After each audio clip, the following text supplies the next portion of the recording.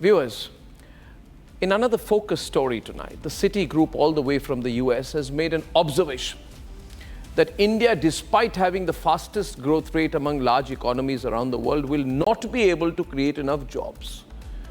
The agencies that predicted India's doom in 2020 at the start of COVID are in shock as to how India has defied all odds, how our growth rates of employment are growing higher, much higher than they predicted. And now they're shifting goalposts to focus on jobs instead of employment growth. Ladies and gentlemen, let's debate. The US-based Citigroup's report on the unemployment situation in India has attracted the anger of the centre. The Citigroup's report says that India will struggle in creating sufficient jobs despite a 7% growth rate. The report also highlighted that India would need to create about 12 million jobs a year over the next decade to absorb new entrants to the labour market. The centre reacted sharply to the Citigroup's report. Issuing a detailed statement, the Ministry of Labour and Employment has issued a rebuttal, stating that India created 8 crore jobs between 2017 and 2022. The statement further read that the worker population ratio, WPR, also surged from 46.8% in 2017 to 56% in 2022.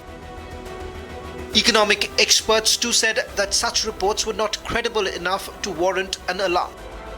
The exercise, I feel that it has been done largely at a very aggregate level. So we need to look at the broader pictures when it comes to the employment. Still in our country, that large number of workforce is actually employed in those sectors that where they are not able to unleash their potential. I understand that the reports that which are coming from the international agencies, but we must look at the report very carefully. We have seen cases previously that where the reports they fail to find the ground in terms of whatever they have stated. They fail to prove on those counts.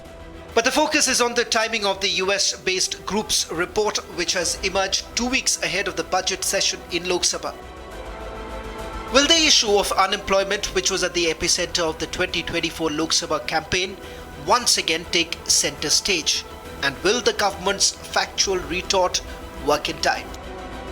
The American Citigroup claiming that Indian employment numbers would continue to drop even as the country registers a 7% growth rate. However, the Indian government has issued a strong rebuttal, showing how the EPFO registration numbers have shot up over FY 23-24 to over 1.3 crore numbers. Clearly, employment generation in India is on a rise even as its economy continues to grow.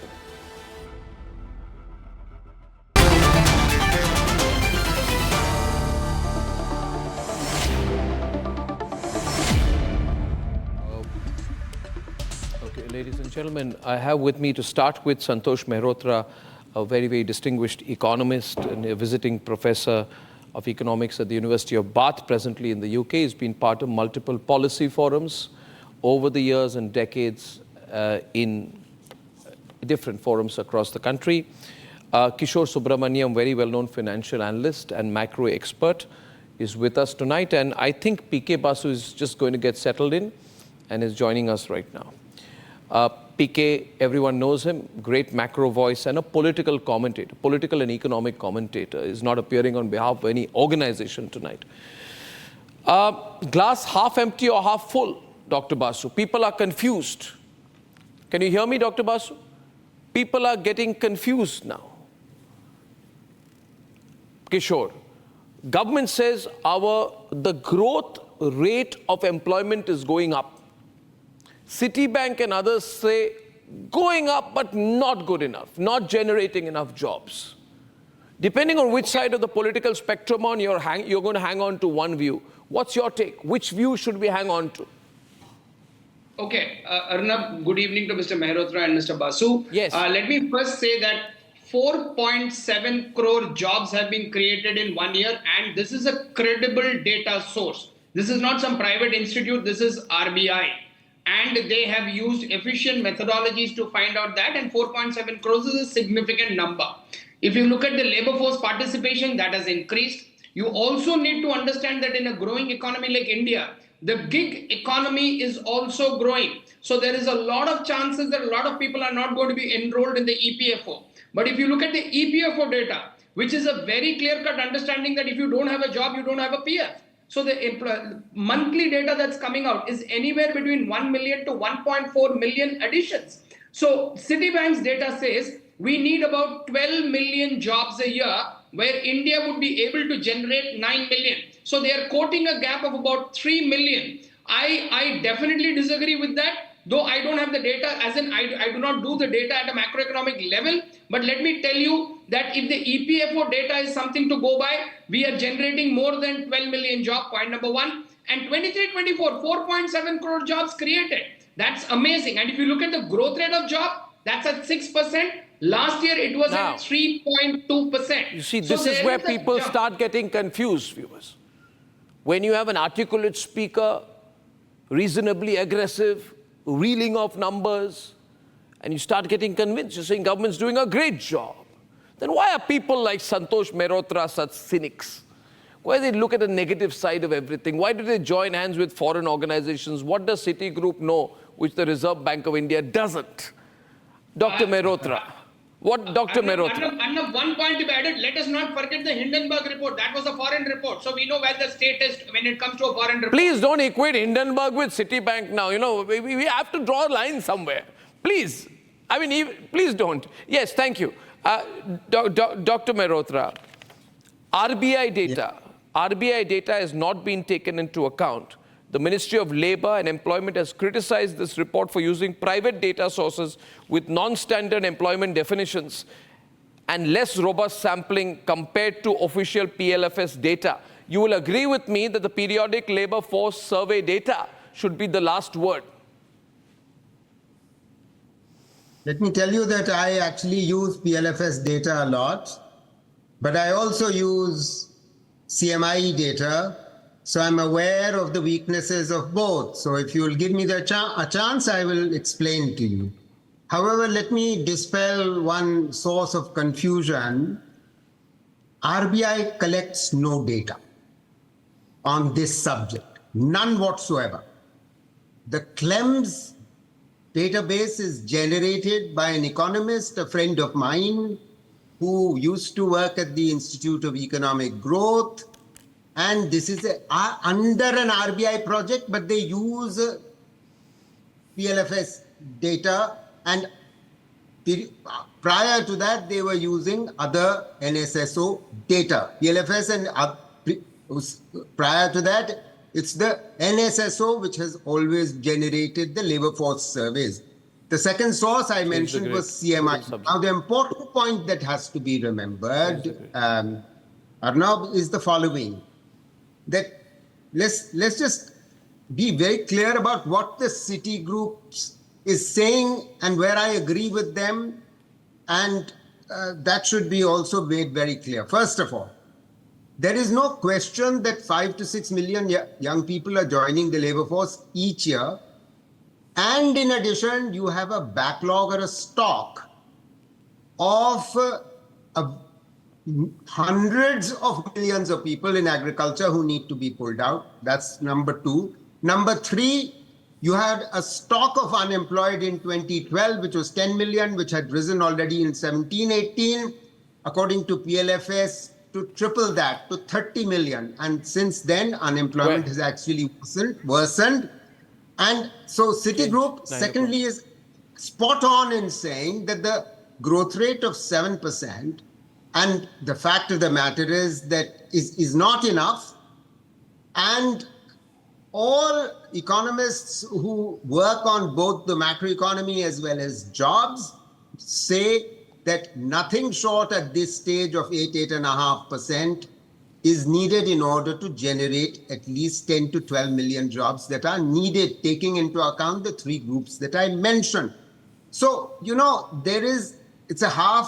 the glass is half full, half empty, very clear that the growth rate is good, reasonable, but it needs to be No, but much more. there's no, you're so patronizing about it. Excuse You're me. being let so me finish. patronizing about it. You are using a patronizing word for me, and I object strongly. So let me finish. No, let me tell you why I said so. I said so because you're not looking, and you're a great economist, a wonderful human being, but you're not looking at the positive trends in the national pension scheme data. You are not looking, yes sir, you are not, let me give you my 2-bit. You are not. You don't need to. Subbu's already said it. Yeah, but you are not looking at the increase in subscribers of the EPF. I've looked at it a million times over. And you are not looking at the worker population ratio. I am. I perfectly well look. Then in all of this, Kishore Subramaniam, why doesn't he see a silver lining? Hold on.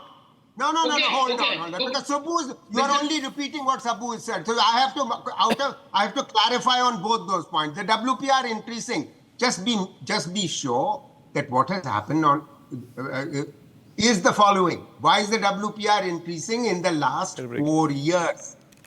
What has in fact happened is the following.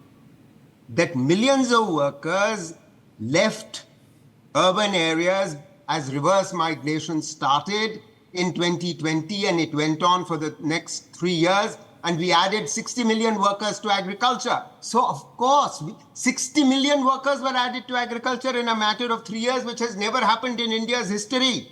So obviously the WPR is showing... Okay, now let your friend Subbu respond to you, sir. No, he cannot. I have to finish the Sir, he has a right. He lives in a free country. He can let him respond for a minute. Let me. I will not. Let me respond. I did not stop Subbu. Let me finish, yaar. 1-2 sentence बोल लें दो ना. Subbu, बहुत sentence बोल चुके हैं sir. Listen to me.